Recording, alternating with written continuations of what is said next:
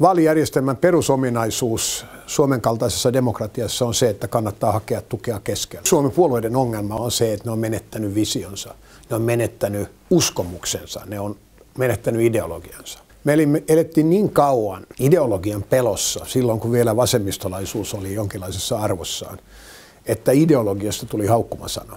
Varsinkin ei-sosialististen puolueiden, varsinkin porvarillisten puolueiden pitäisi löytää ideologia uudestaan. Jos me haluttaisiin, että suomalainen puoluekartta muuttuisi ja enemmän ottaisi huomioon ihmisten näkemykset, niin meidän pitäisi vaalijärjestelmä uudistaa.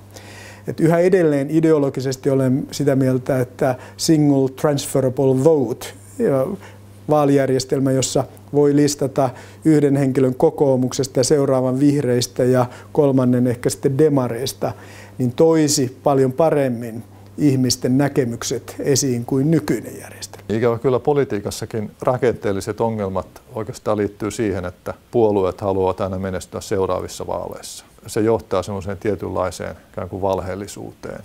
Pitäisi säätää sellainen järjestelmä, jossa sama hallituspohja ei voi jatkaa kahta kautta. Että jos hallituksen ministerit ja pääpuolueet tietäisi, että me emme voi voittaa seuraavia vaaleja, me emme voi muodostaa seuraavaa hallitusta, niin silloin mielenkiintoista enemmänkin, miten me tehdään nyt sellaisia asioita, jotka nyt tämän seuraavan 8 vuoden jälkeen näyttäytyy oikeina. Sitten ne toimijat, jotka niissä prosesseissa ovat pitkään toimineet, pyrkivät puolustamaan sitä olemassa olevaa, vaikkapa nyt työmarkkinajärjestelmä. Mikä on se meidän lastemme saavutettu etu?